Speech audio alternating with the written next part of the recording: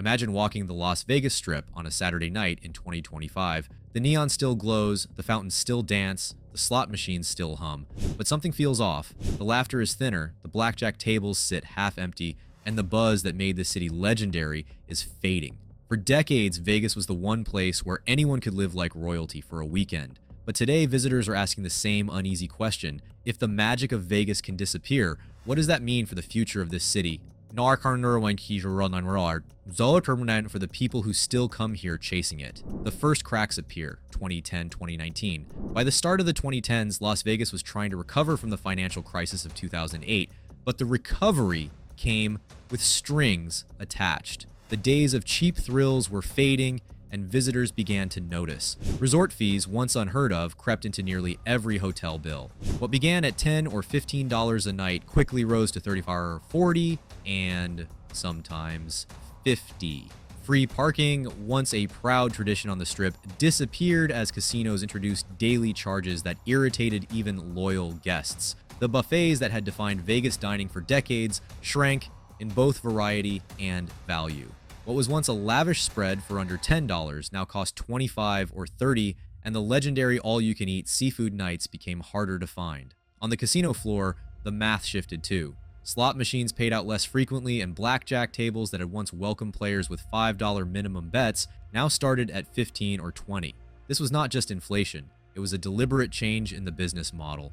For decades, casinos had operated on the loss leader strategy, happily discounting rooms, meals, and drinks, knowing they would earn it back when visitors gambled. But in the 2010s, corporate ownership meant every square foot had to generate revenue. Visitors were no longer guests in a playground, they were customers in a finely tuned profit machine. And people noticed. Social media filled with complaints, travel blogs, and YouTube videos with titles like "Vegas isn't worth it anymore" gained traction. On TripAdvisor, longtime fans posted about rising costs and shrinking fun. One visitor wrote, "It feels like they're charging for the air you breathe." No matter their budget, could come to Vegas and feel rich for a weekend, was slipping away like the cracks were there for anyone who wanted to see them. And those cracks weren't just cosmetic, they were about to collide with a much bigger problem: competition. The competition problem. As Vegas was squeezing its guests harder, competition was rising around the world. In 2006, Macau surpassed Las Vegas as the top gambling destination on the planet. By the mid-2010s, Macau's annual gaming revenue was 6 times larger than the Strip's, drawing high rollers from China and across Asia who might once have flown to Nevada. At the same time, other cities began to copy pieces of the Vegas formula. Miami leaned into nightlife and luxury hotels. Nashville surged as a live music capital, drawing younger travelers who might have once chosen a Vegas weekend. Dubai built its own skyline of luxury resorts. Even cruise lines began marketing themselves as floating casinos and all-inclusive entertainment hubs. For American travelers, cheap flights made alternatives more appealing. A trip to Mexico, the Caribbean, or even a weekend cruise often offered more value than the Strip, where rising fees were souring the experience. Vegas still drew over 40 million visitors a year, but the competition problem was real. The city no longer held a monopoly on spectacle. It was no longer the only place where you could find dazzling shows, luxury hotels, and non-stop nightlife. Other destinations offered similar thrills with fewer hidden charges. For the first time in decades, Las Vegas was not just competing with itself, it was fighting for attention in a crowded global marketplace, and the cracks of the 2010s were making that fight harder to win. But just as Vegas was struggling to stay ahead, the unthinkable happened. A force beyond economics, beyond competition, brought the Strip to a standstill. The pandemic shock 2020-2021. Then came the moment no one thought possible. In March 2020, the Las Vegas Strip went silent. Casinos closed their doors, hotels emptied overnight, and the endless hum of nightlife stopped cold. For the first time since the 1940s, the neon glowed without an audience. Visitor counts told the story in brutal numbers. In 2019, Las Vegas welcomed 42.5 million people. In 2020, that number collapsed to just 19 million, the lowest in decades. McCarran International Airport, once a conveyor belt of arrivals and departures, became eerily quiet. Taxi lines vanished. Fremont Street, usually tourists, stood deserted. The Bellagio fountain still danced, but only for pigeons and passing security guards. For the city's workers, the impact was devastating. Tens of thousands of bartenders, servers, dealers, and entertainers lost their jobs almost overnight. Food banks reported record demand, with lines stretching for blocks. Families who had built their lives on steady casino work suddenly found themselves without a paycheck. Some never returned to the industry. The casinos reopened by mid-2020, but it was a very different Vegas. Masks, temperature checks, and plexiglass barriers divided blackjack tables. Capacity was limited. Buffets stayed closed. Nightclubs and large entertainment venues were silent for more than a year. What little atmosphere remained felt off-key. The city built on noise and contact was suddenly defined by distance and rules. International travel restrictions made the problem worse. Entire markets, Europe, Asia, South America, were cut off. The crowds that did come were smaller, quieter, and often local. By the end of 2020, hotel occupancy had plunged to 42%, down from more than 88% the year before. Las Vegas had always sold itself as a place where the party never stopped. But in 2020, the impossible happened. The music went silent. The silence wouldn't last forever. By 2022, the lights came back on, but the Vegas that re-emerged was not the one people remembered. The attempted comeback, 2022, 2023. By 2022, the masks were coming off and the Strip was ready to roar again. Billboards along Interstate 15 declared, "The city leaned hard on spectacle to remind the world who it was." Adele opened her long-awaited residency at Caesars Palace. Garth Brooks filled stadiums. BTS drew international fans by the tens of thousands. Major conventions returned, from CES to the World of Concrete, and suddenly the airport was crowded again. The numbers looked promising. Visitor counts rebounded to nearly 39 million in 2022, just shy of pre-pandemic highs. Hotel occupancy surged. The opening of the Sphere project made global headlines with its futuristic LED skin and promises of immersive entertainment unlike anything else on Earth. For a moment, it felt like the magic was coming back. But beneath the surface, something had changed. Inflation hit the Strip hard. Average daily hotel rates in 2022 were more than 30% higher than in 2019. Resort fees climbed higher still, often adding $40 or $50 to every night's stay. A cocktail that once cost $12 now pushed $20. Dinner for two at a mid-range restaurant could easily top $100. At the same time, the industry struggled with staffing. Many hospitality workers laid off in 2020 had moved on. Those who returned often found themselves doing more with fewer hands.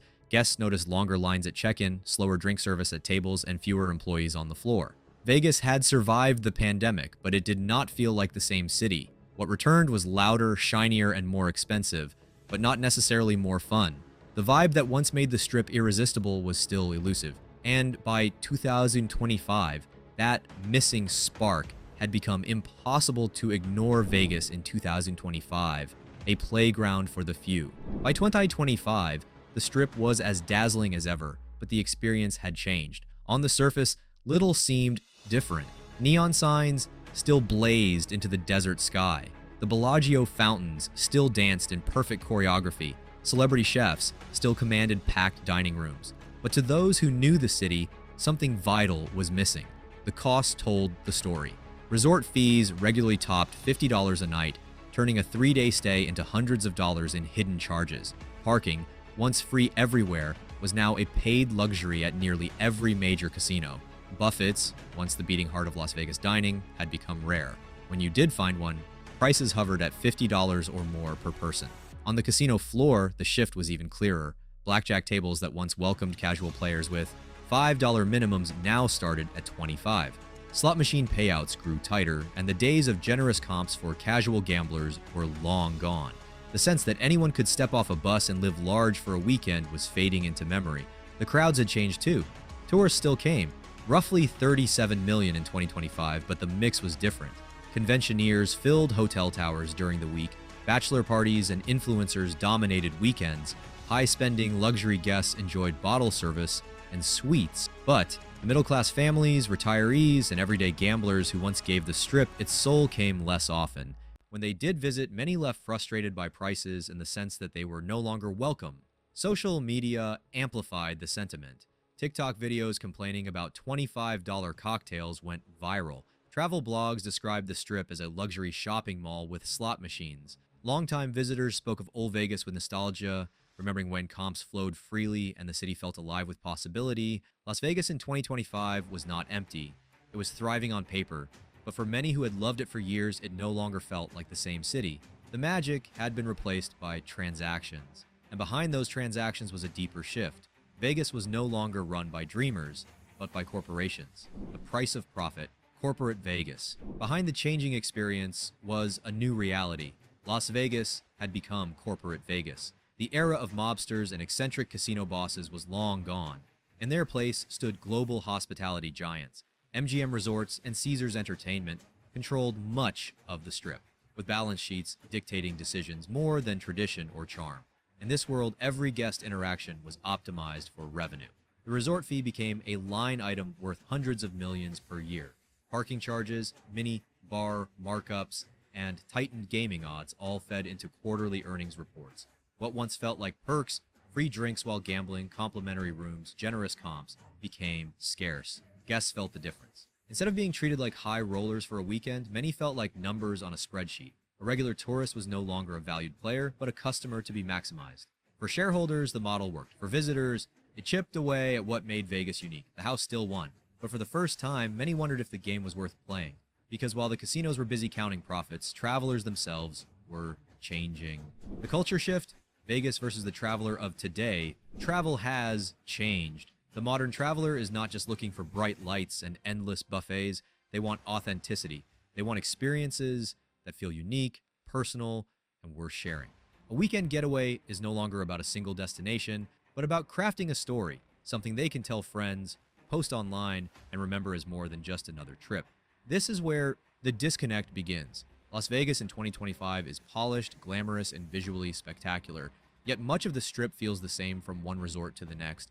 Whether you walk into a Caesars property, an MGM resort, or another mega casino, the experience follows a familiar pattern. Branded restaurants, high-priced nightclubs, identical gaming floors, and layers of hidden fees. The design is sleek, but it is predictable. For younger travelers in particular, predictability is the opposite of magic. They crave moments that feel authentic. A rooftop bar tucked away with no sign, a pop-up restaurant that exists for 1 month only, or an immersive show that blurs the line between performer and audience. Vegas, meanwhile, is still selling the same formula that worked 20 years ago. Glossy sameness, mass entertainment, and luxury branding dominate. For many visitors, it is still dazzling, but it no longer feels surprising. And without surprise, the magic is harder to find. And that missing magic points to a bigger problem, the soul problem. Las Vegas was never just about gambling or entertainment. Its power came from transformation. A quiet accountant from Ohio could feel like a high roller for a night. A young couple could feel glamorous under the neon glow. No matter their budget, Vegas promised possibility. It promised that for a few days, you could be someone else. But in 2025, the promise feels weaker. The city that once gave visitors the thrill of risk now sells something more transactional. It is not about luck or chance, but about packages, upgrades, and upsells. From the moment you book a hotel room to the minute you check out, the message is clear. Every experience has a price, and the house is making sure it gets its cut. Travel bloggers and longtime visitors have noticed. On forums and in vlogs, they describe the Strip as a luxury shopping mall with slot machines. The magic of spontaneity, holiday stumbling into a lounge act at 2 a.m., finding yourself comped a buffet because you played the tables, meeting strangers who became friends, is harder to find. In its place is a streamlined system designed to maximize efficiency, not adventure. The irony is that Vegas still looks like Vegas. The lights still blaze, the fountains still leap, and the shows still run. But for those who remember its spirit, it feels different, like an old friend with too much plastic surgery, recognizable but missing something essential. But even in the middle of this identity crisis, sparks of hope were beginning to flicker, signs of hope. Yet even in 2025, the story is not all decline. The city still knows how to surprise when it dares to take risks. The opening of the Sphere is proof. Its massive curved LED screens have gone viral worldwide, dazzling visitors with visuals no other city can match. It has reminded people that Vegas can still innovate on a scale that grabs global attention. Beyond the Strip, smaller sparks are flickering too. Off-Strip speakeasies are reinventing nightlife with hidden entrances, curated cocktails, and a sense of discovery that the mega resorts lack. Immersive theater shows are blurring the lines between audience and actor, giving visitors personal, unpredictable experiences. Independent restaurants and pop-up dining concepts are offering something fresh, often at prices that feel more human than corporate. Locals and small business owners are part of this shift. They understand what the mega casinos have forgotten, that the true magic of Las Vegas is not only in its scale, but in its intimacy. It is in the surprise of the unexpected, the story you tell after the trip, the sense that you found something no one else did. these experiments are not yet enough to redefine the city. The corporate machine still dominates the Strip, but the sparks of creativity prove that the soul of Vegas is not gone. It is waiting for a chance to shine again. The question now is whether those sparks will be enough to light the future, or if Vegas is already on the path to decline. The crossroads, rebirth or decline. Las Vegas stands at a crossroads. On one path lies rebirth, a return to what made the city legendary in the first place. That does not mean going backward to $5 buffets and free parking on every corner. It means remembering the balance of spectacle and accessibility. It means creating moments of surprise that feel personal, not pre-packaged. It means lowering the barrier so that the middle-class traveler, the families, the retirees, the casual gamblers, Gato Router Noah can once again feel welcome. If Vegas can offer both wonder and value, the magic that built its reputation can live again. The other path is decline. Even if it looks like success on paper, that path is already visible. Higher fees, fewer perks, and a focus on corporate profits above all else. In this version of the future, the Strip becomes an exclusive showroom for luxury travelers and convention elites. Beautiful to look at, but hollow in spirit. History offers warnings. Atlantic City once ruled the East Coast gaming scene until it priced out its core audience and never recovered. Tourist cities across the Mediterranean that relied on glamour lost their edge when they forgot to evolve. The truth is that Las Vegas will never disappear. The lights will still glow, the fountains will still leap, and the crowds will still come. But the question is, what kind of city those crowds will find? Will it be the mythical playground where anything can happen, or just another stop on the global luxury circuit? The choice belongs to the city and its leaders. But the clock is ticking. The world moves quickly, and magic fades faster than neon.